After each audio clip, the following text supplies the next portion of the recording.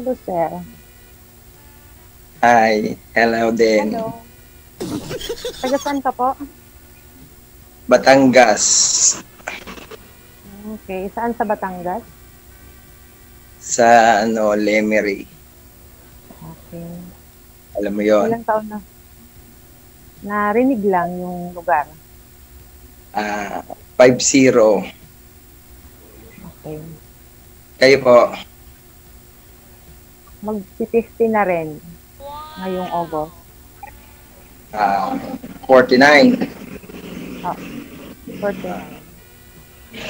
Sa edad lang pala tayo. Nauna lang ako sa buwan. Anong taon ka? 75. Okay. Mabuti hindi tama ang sinabi mo. Bakit? Dapat Nasaan po? Ano po? Single? may asawa dati. Kasal? Oo, kasal. Yan lang. Bakit ikaw? Hindi ka Widow kasal. ako. Ibig sabihin nasa Albay ka ngayon. Albay ba? Mm-mm. Ilan po anak niyo? 4. Marami. Oo, marami.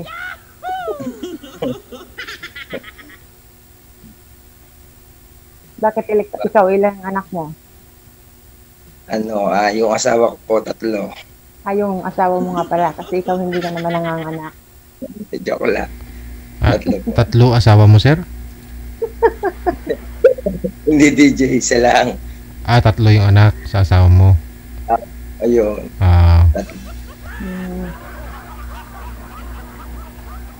3 anak mo, puro babae, lalaki? 2 babae, 1 lalaki. Okay. May apo na rin isa. Ba't mga ilang taon na sila? 24. Saka 22. Saka 12.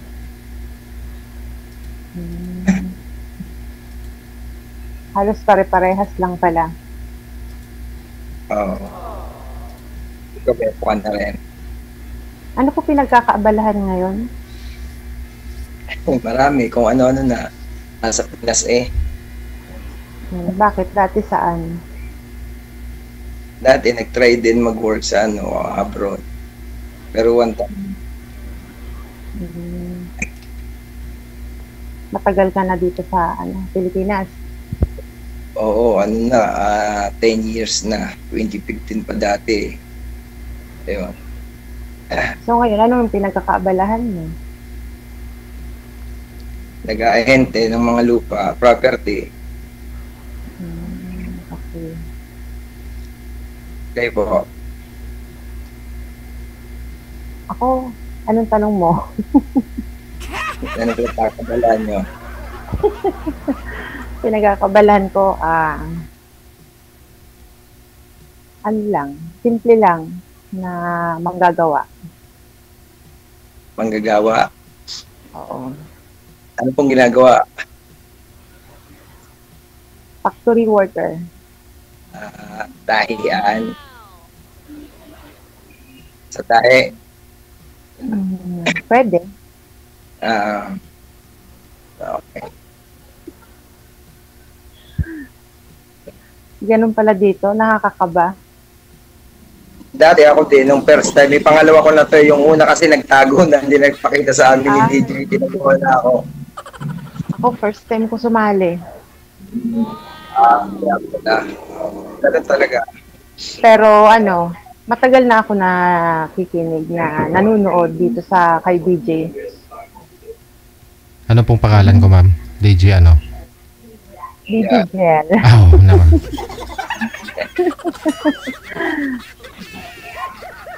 Matagal na ako nanonood pag libangan ko na yan pag tuwing hapon, saka gabi minsan, pagka walang overtime, ganyan. Hindi po kayo Kasi nakahanap, wala ma'am? Hindi po kayo nakahanap dyan sa comment? Hindi rin, wala, hindi rin kasi ako, sa cellphone kasi sa minsan tamad din ako eh. tamad din mag Baka pag nag-work ka, yung cellphone mo nasa tabi mo, nakikinig ka rin ng Nakailang tawag nga si Madam, nakatatlo yatang tawag, hindi ko na malayan.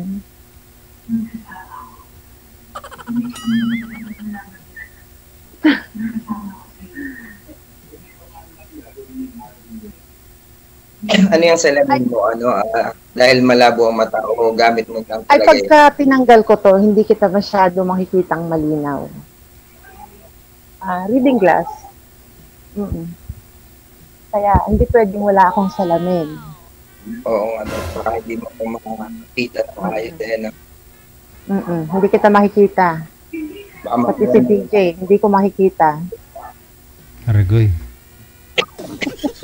Ang gwapo pa naman ni DJ. Sabi nila. gwapo yan. Oo nga eh. Kaya nga, naano din ako manood. Gwapo pag walang katabi.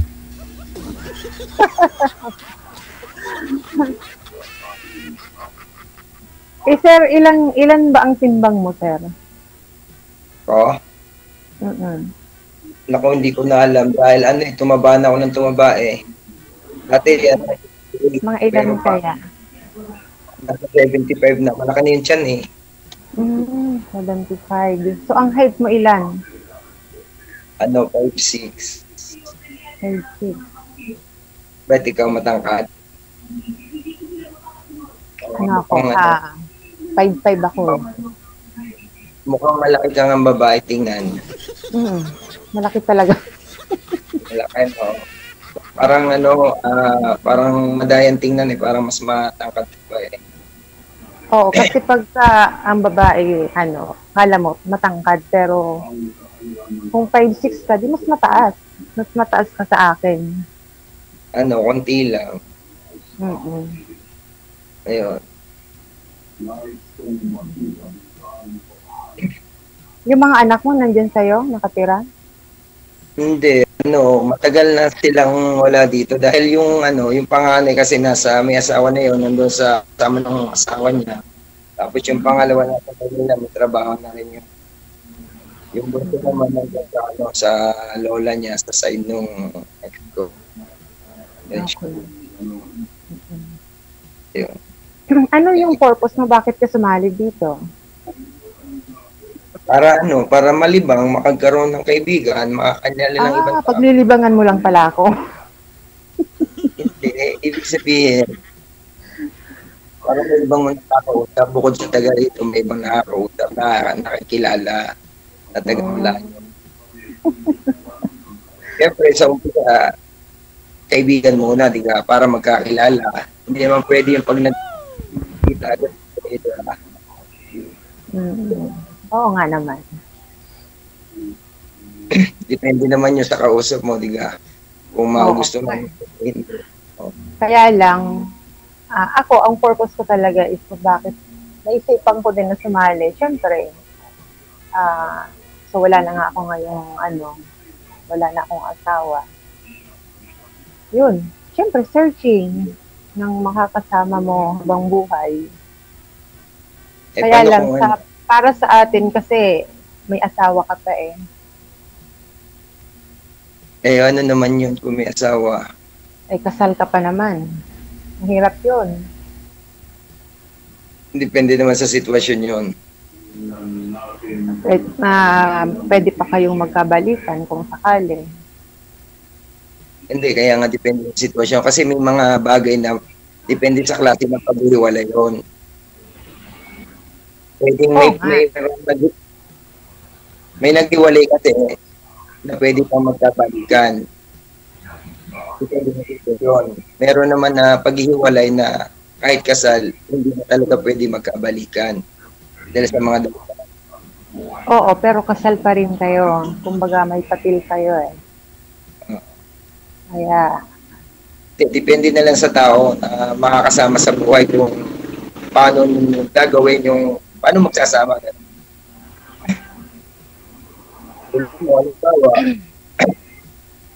Sa'yo walang problema. Oo, sa akin wala. Kasi wala na, as in wala na. Kaya nga, nakadepende rin naman sa iyo kung kausap mo ako ngayon, kung hanggang ilan naman tayo mag-uusap. Pwede naman nga. Sabi mo nga kanina, libangan eh. Hindi. Ay, ibig sabihin, libangan dahil siyempre, kikilalanin mo muna yung isang tao. Kaya libangan siya. Siyempre, once na nagustuhan mo yung kausap mo, pupunta na yun sa gusto mo na siyang makausap, papahalagaan mo na siya, gano'n. Siyempre, sa friend lang mo na yun. Kaya kikilalanin mo na siya. Oo nga naman. Kaya nakadepende yan sa tao na kausap mo. Tulad ngayon, makausap tayo. Siyempre, yung isip mo at sarili mo, dinidepende mo sa tao na kausap mo. Kung okay pa siya, kung pwede pa siya sa'yo. Diba? Kung ano, kung hanggang saan lang ba kayo makakarating.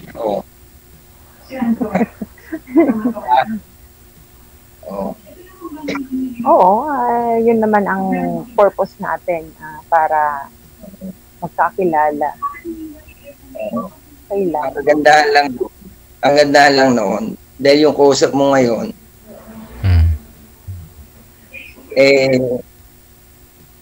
mabait. Yun lang. Talaga ba? Mabait. Mabait pagtulog. Kaya nga depende sa usap. Mararamdaman mo naman sa tao na kausap. Ang mga Batanggenyo ba? Mga mababait? Mga ano? Siyempre, kahit naman hindi taga Batangas, halos naman lahat ng tao mabait. Nagiging masama lang yun, depende sa tao na kaharap mo. Ang taga Batangas, maliligal. Pero mababait. Maliligalig lahat. Yun lang. Yan lang yun. Lahat ng tao mabait. Kahit taga saan, kahit sino kausap mo.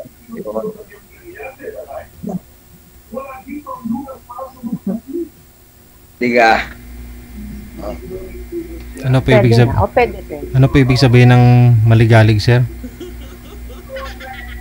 Ang maligalig yung gang sir, yung mapagbiro, ganyan. Hindi. Kailangan kausap mo na siya. Para sa akin lang yun ha. Ibig sabihin, kausap mo na siya. Kahit napaliwanag mo na, parang hindi pa rin siya kontento, kaya nagiging maligalig. Ganun ba yung maligalig? Parang hindi naman ata ganun ang kahulugan ng maligalig. Sa akin lang yun. Parang mahilig makipag-talo, ganun, makipag-argue, ganyan. Yun, tama, parang gano'n. Kailangan lagi tama. Kasi karaming tama. Kasi ako pag sinabing maligalig, parang mapagbiro, ganyan. Pwede rin. Depende naman yung sa sitwasyon. Kasabihan lang naman yun. Kaya nga. Ganon yung pagkakaintindi ko ng maligalig.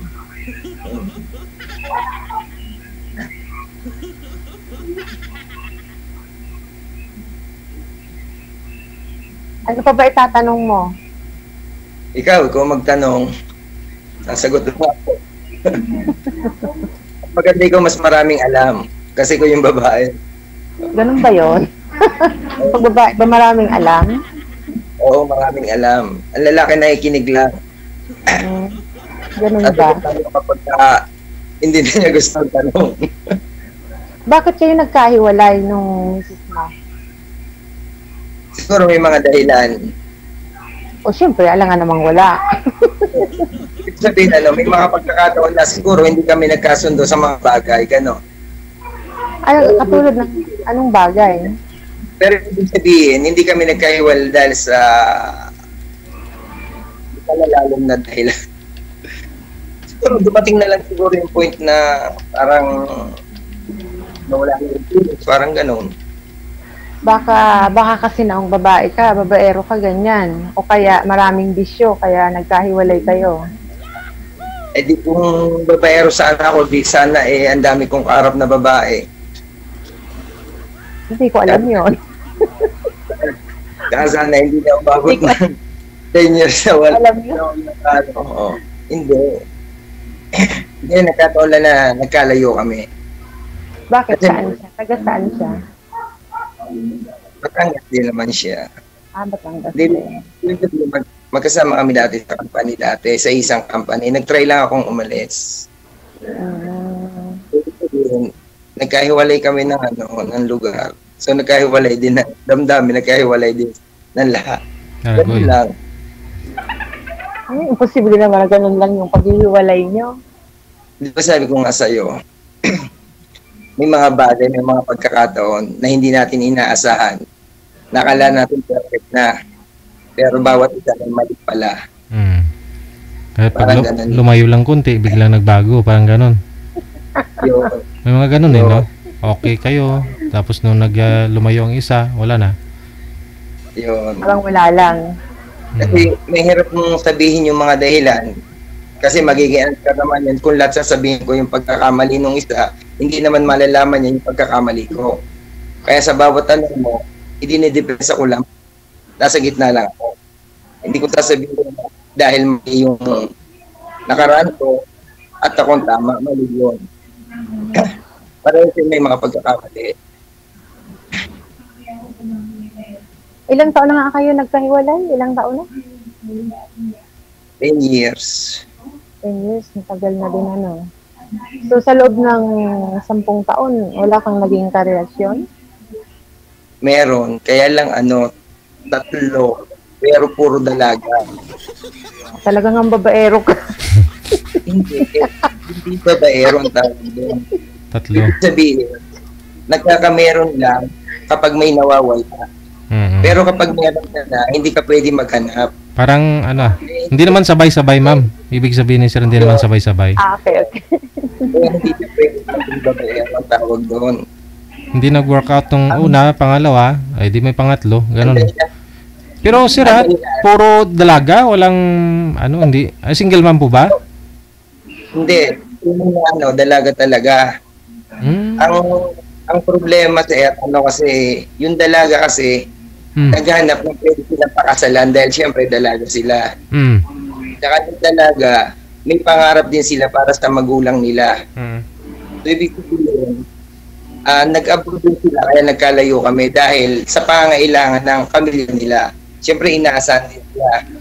Kung mag-iisip nga naman siya, mag-aasawa siya, hindi siya makakatulong sa side niya. Pinalagya. Hinayaan ko. Pero sa una yun, sir. Pangalawa, nasundan pa ng pangalawa at pangatlo, ganun din, dalaga pa rin. Nasundan ng pangalawa, ganun pa din ang nangyari. Yun.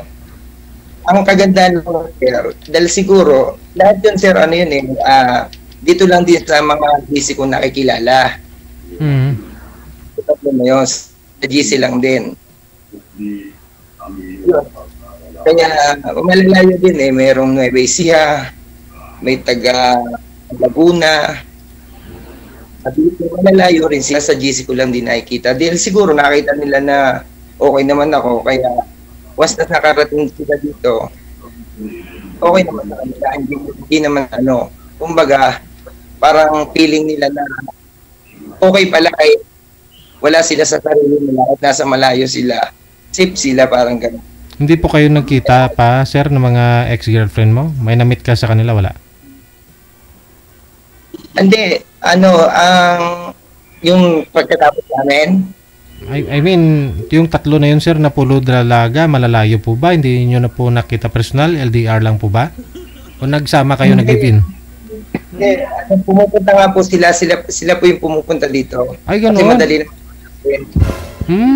Parang inuwian ka talaga nila, nagsama pala talaga kayo, live-in, ganun. Mga weeks lang ganun. Tapos matagal lang 1 month, ganun lang. Tapos nawala na. Parang habang nag-ano sila, habang nag-abroad, di ba meron siyang sa accommodation? Yung pagka umuwi lang dito, pagka yung wala pa silang interview, parang gano'n. Nung nakaalis na, naglaho na. Yung gano'n. Okay na naman after 1 to 3 months, okay. Yun. Mga ilang taon na yun, sir, yung mga dalaga na nakarelasyon mo? Yung una is 29. Tapos 34. Ako nun 45. 45. Tapos yung isa 34. Tapos yung 42. Hindi na naman pala mga mga bata pang as in dalaga na mga may edad na din pala. Oo. May edad na, pero ibig sabihin, yung hindi sila kasal, wala sila karelasyon, kaya nasabing dalaga. Siyempre, may mga experience, may mga karanasan nila kasi natin na hindi naman po pwede mga 18, 21, 24, hindi pwede. Yan, kaya pala maligalig si sir. Ganun. Yan lang, pagkatapos wala na. Ulit na lang. Yun. Ganyan. Kumbaga, nagpa-vaccine lang sila, ma'am. Kasi nga po, pag sa ibang bansa kasi may virus. Oo, kasi noong may pandemic, kaya nagpa-vaccine. Oo. Yun nga lang po, parang hindi pa pandemic yung mga, nauso kasi mga dati, mga sakit na N1H1, mga ganyan, di ba? Virus sa ibang bansa na malalamig. Kaya ganun siguro, nagpa-injection eh. Injection. Bakuna.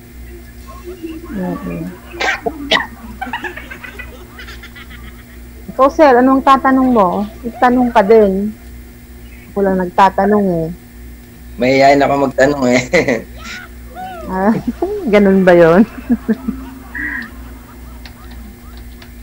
Hindi, kita ko naman sa'yo, okay ka naman eh. Okay naman talaga ako eh. Okay na okay. Ayun, ibig sabihin walang negative na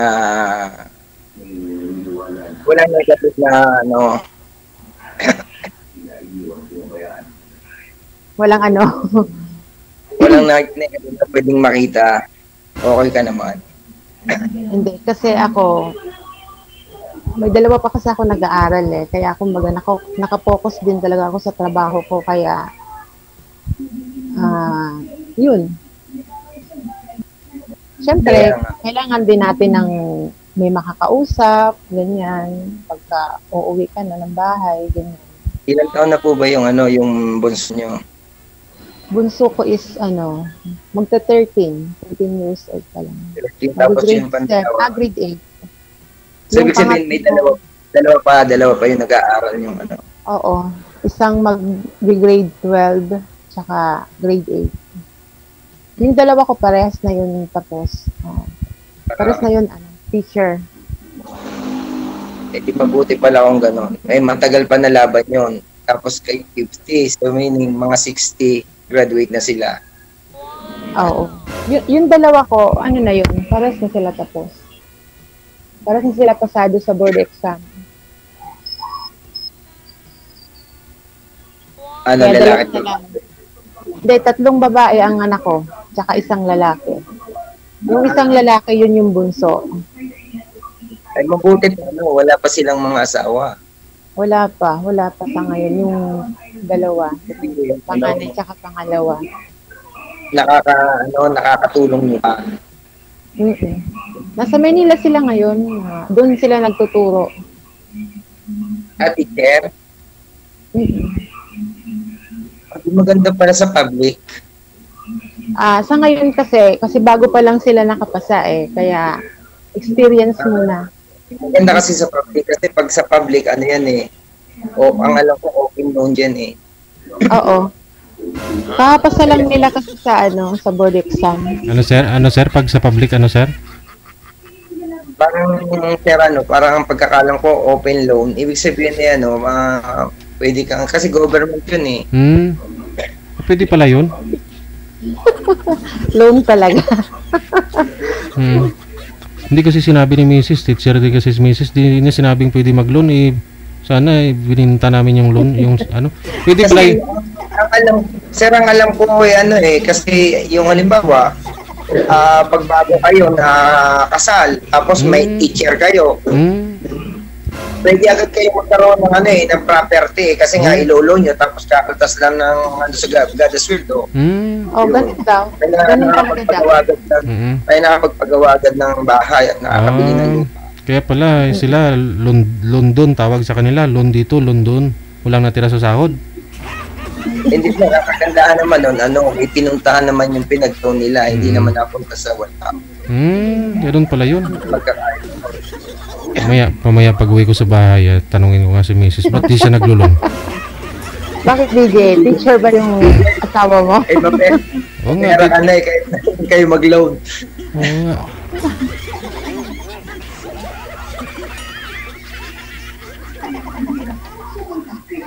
Siguro teacher din yung asawa ni DJ. Wala, hindi ka nanonood ma'am. Lagi ko nung sinasabi ko sa iyo eh.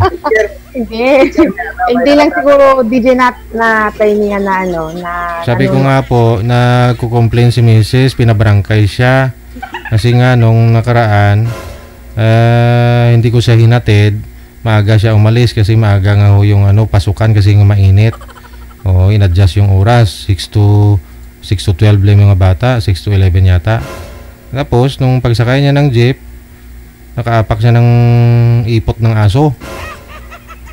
Ngayon, naka-headset pa naman siya. Hindi niya narinig na siguro may nagko-complain, may na baho yung paa niya, sapatos niya, nakasandal.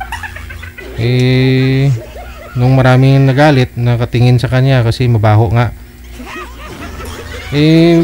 Pumunta ng barangay. Si Mrs. yung nagpabarangay kasi napahiya siya doon, nakaapak ng ipot ng tae ng ng aso.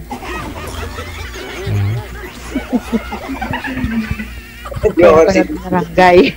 Kasi maraming tae sa barangay namin. Tae ng aso. Barangay tae. Barangay tae. Huwag naman ganun. Huwag naman.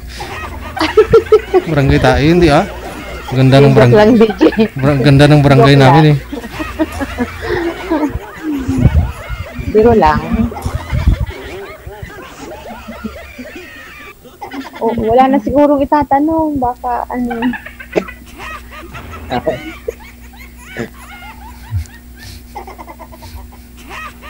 wala ka nang itatanong.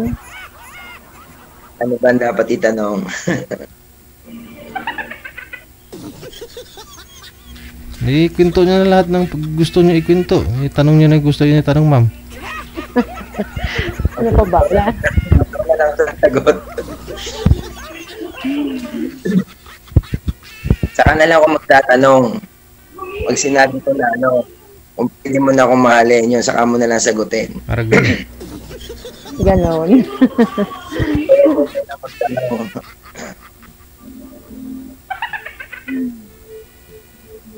Hindi, sabi mo nga, libangan lang, tapos mahal na. Ay siya, di ka napaliwanag. Pero, paliwanag ko na yun. Okay lang po yun sa inyo, sir, na medyo, sa lahat ng mga nakarelasyon nyo, ito si ma'am yung medyo maedad sa kanila. Kasi, at saka dalaga, yung mga nakarelasyon mo, ito si ma'am, may anak. Ay, ako 4 na anak ko eh. Baka hindi mo ako magustuhan. Ay, wala naman po yung kadami ng anak at sa edad.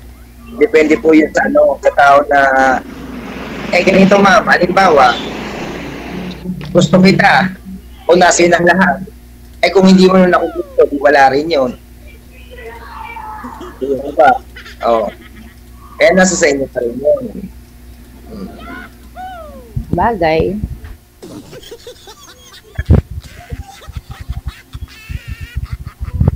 Wala na akong itatanong. Ano pa ba? Marami kang pwedeng itanong na iyak lang dahil bago ka lang. Mamaya sasabihin, bakit ko na itanong yun?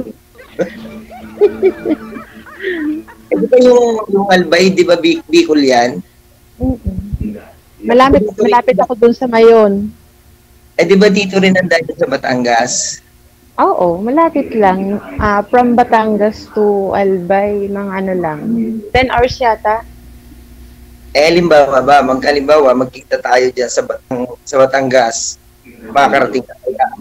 Halimbawa, magkita tayo dyan sa Batangas. Oo. Karakoy. Parang mali yata. Hindi kasi, Ay, hindi na ako pupunta. Pupunta ng kasi- Batangas. Kasi yung Batangas City, kasi malayo pa rin to sa Batangas City. Kasi hindi Batangas to, pero malayo sa city. Hmm. Ayun, ang ibig ko sabihin. Pagkagaling ng Bicol, saan ba bababa? Sa Tomas. O yun, Turbina, no? Turbina. Ayun, o, di ba malayo din yun. O. O bakit ako pupunta dyan? Hindi. Bakit ako? Siyempre, yung mga ex nga ni sir, yun ang pupunta kay sir eh. Halimbawa, just in case na ako, kung halimbawa na magkikita tayo, halimbawa, yun, pwede ka ba makarating ng Batangas? Hindi dito sa amin. Ibig sabihin doon sa Dito sa gitna. amin. Sa gitna. Ang gitna Sa ba gitna? saan? Quezon Province. Ang gitna. Turbina, gitna. Ayaw mo gitna eh. Kasi yung gitna ng Batangas, Laguna. Ay, Laguna, Quezon. Kahit Batangas ito, malayo naman ito sa mismong Batangas City, di ka? Biga. Sadyang maligalig ari. Wala eh. Kaya pag-usapan natin yan kung yan ang ano mo. Pero hindi ako pupunta dyan. Isang lang na. Mag-usapan na lang po ninyo. Overtime na tayo. Maraming salamat. Sige na po. Thank you po, DJ. Bye. Thank you so much.